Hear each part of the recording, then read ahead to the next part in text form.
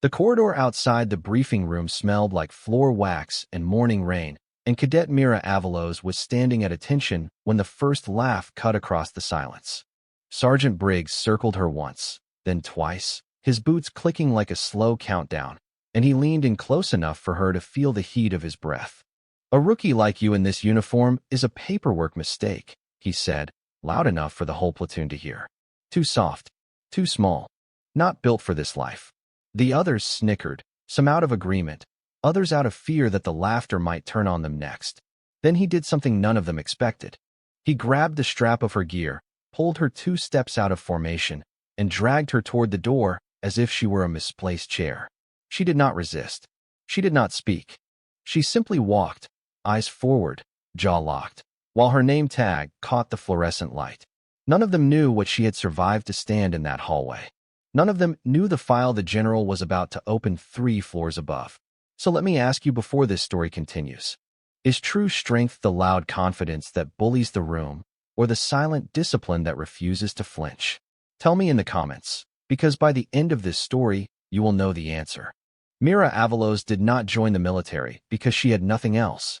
That was the assumption people made when they looked at her, a quiet woman with calloused hands and a habit of standing very still, and she had stopped correcting them years ago. Her father had been an engineer in a small coastal town, her mother a nurse who worked night shifts at the regional clinic.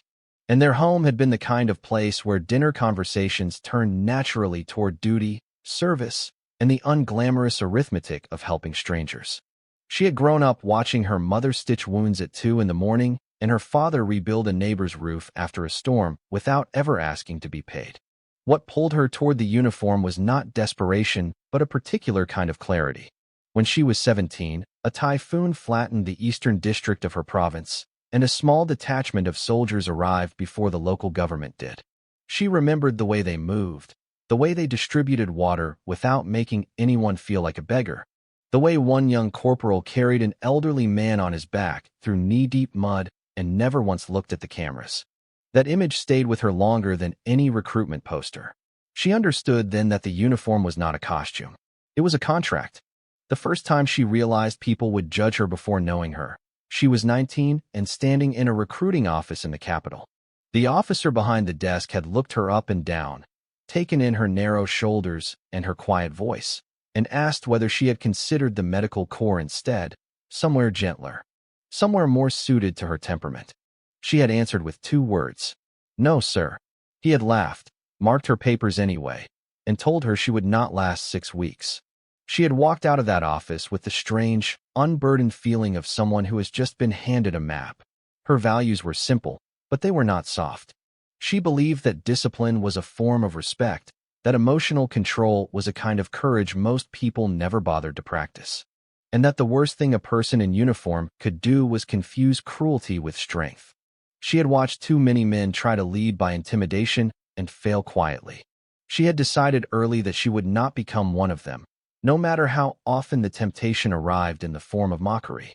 She wrote these things down in a small green notebook she kept in her footlocker, not as a manifesto, but as a reminder. On the inside cover, in her careful, slanted handwriting, she had copied a line her mother used to say after long shifts. "The hardest patients are the ones who remind you why you became a healer." Mira had crossed out the word patients and replaced it with people. Then she had crossed out healer and written soldier. The notebook traveled with her from the recruiting office to basic training to her first assignment. And by the time she walked into the corridor where Sergeant Briggs would one day try to humiliate her, the pages were nearly full. Training did not break her in the dramatic, cinematic way she had half expected. It broke her in small, daily increments, the way water breaks stone, and she learned quickly that the body adapts faster than the ego. The first week, her shoulders burned so badly she could not lift her arms to braid her hair. And she sat on the edge of her bunk one night and laughed quietly at her own reflection in the polished floor. The laughter was not bitter. It was the laughter of someone who had finally met the limit of her old self and decided the new one would be more interesting. The instructors were strict in the way good instructors must be, and she did not resent them for it. Staff Sergeant Olufemi, who ran the obstacle course, had a voice that could cut through concrete, and he used it on her more often than on the others. Her rope climbs were too slow. Her grip on the rifle was a quarter-inch off. Her pace count during the night navigation drill drifted by 3 meters over a kilometer, and he made her run it again until it did not. She accepted every correction without flinching, not because she was numb, but because she understood that a correction is a gift wrapped in unpleasant paper. What surprised her most was how quickly mistakes compounded when she let her emotions lead. The afternoon she dropped a magazine during a reload drill, her hands shook for the next 3 repetitions because she was angry at herself, and she missed twice more before she steadied. That evening she sat in the latrine with her back against the cool tile and worked through what had happened, breath by breath, until she could see the chain clearly. Anger had caused the second mistake. Shame had caused the third. The original error had been mechanical and forgivable. The cascade had been emotional and self-inflicted. So she trained her mind the same way she trained her body.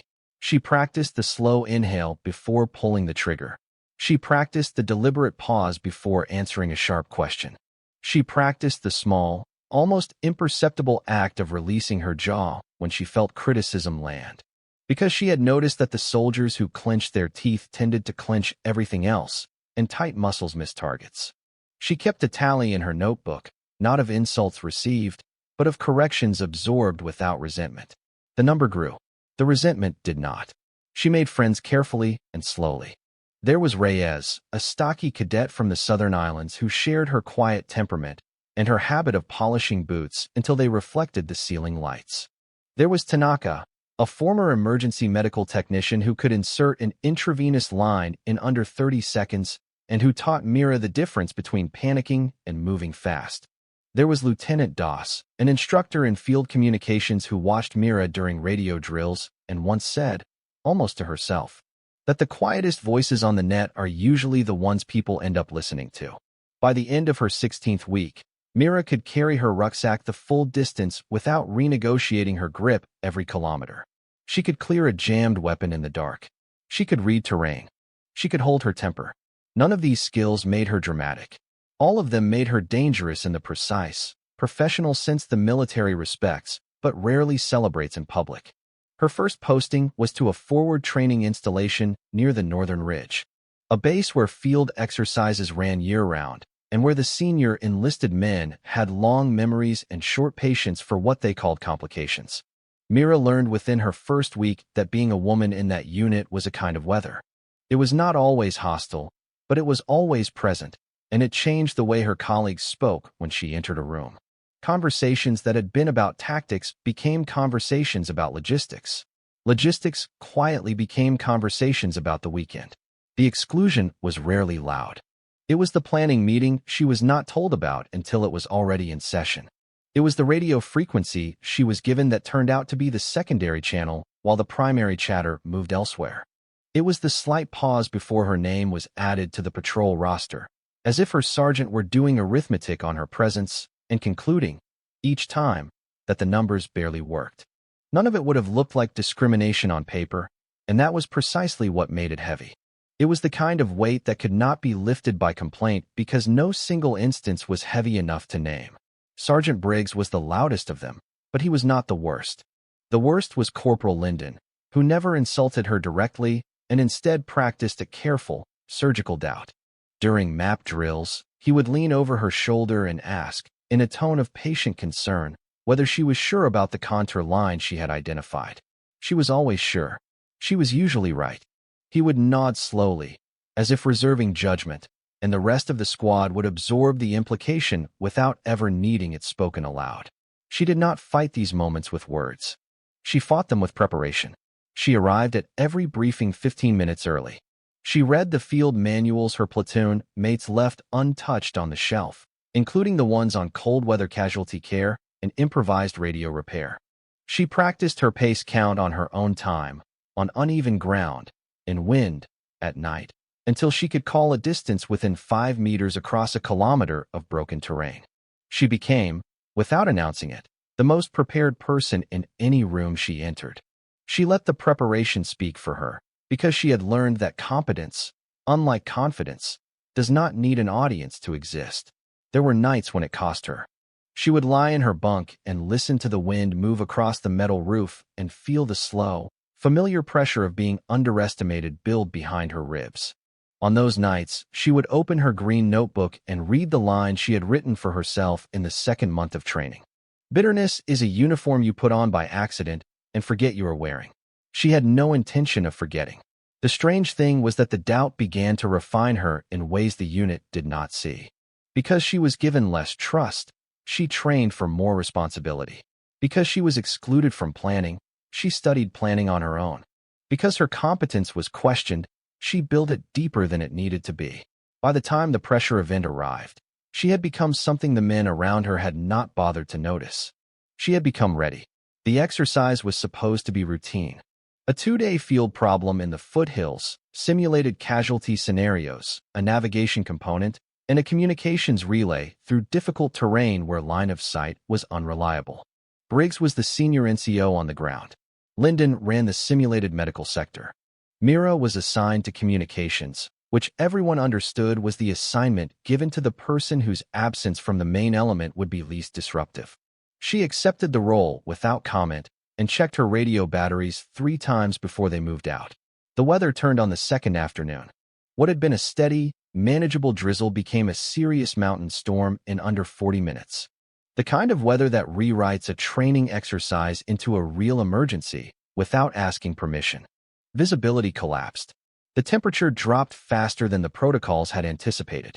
And then, almost on schedule with the worst possible timing, a real injury occurred. A young private named Hallberg slipped on a wet slope, fell roughly 12 feet into a draw, and broke his leg in a way that made the simulated casualty scenarios feel suddenly, painfully absurd. The platoon's command radio went silent 4 minutes after the fall. Whether it was water, a damaged antenna, or a flat battery they had failed to swap, no one could immediately diagnose. Briggs, who had been confident and loud all morning, became confident and loud in a different register that everyone present recognized as the sound of a man trying not to panic. The unit had a man with a compound fracture, a primary radio that would not transmit, a storm that would not lift, and a route back to base that was no longer safely passable in the dark. Mira moved without being told. She did not push past anyone. She did not announce her plan. She crouched beside Hallberg, asked Tanaka, who happened to be on the same patrol, to stabilize the leg, and laid out the contents of her own medical kit on a poncho she anchored with stones. Then she walked 30 meters uphill with her backup radio, the smaller one she had insisted on carrying despite the standard load list, and began the slow, patient process of finding a frequency that would carry. She did not shout into the handset. She spoke in short, complete sentences. Location, casualty status, weather, requested support. When the relay station did not answer on the first frequency, she did not curse. She changed the frequency.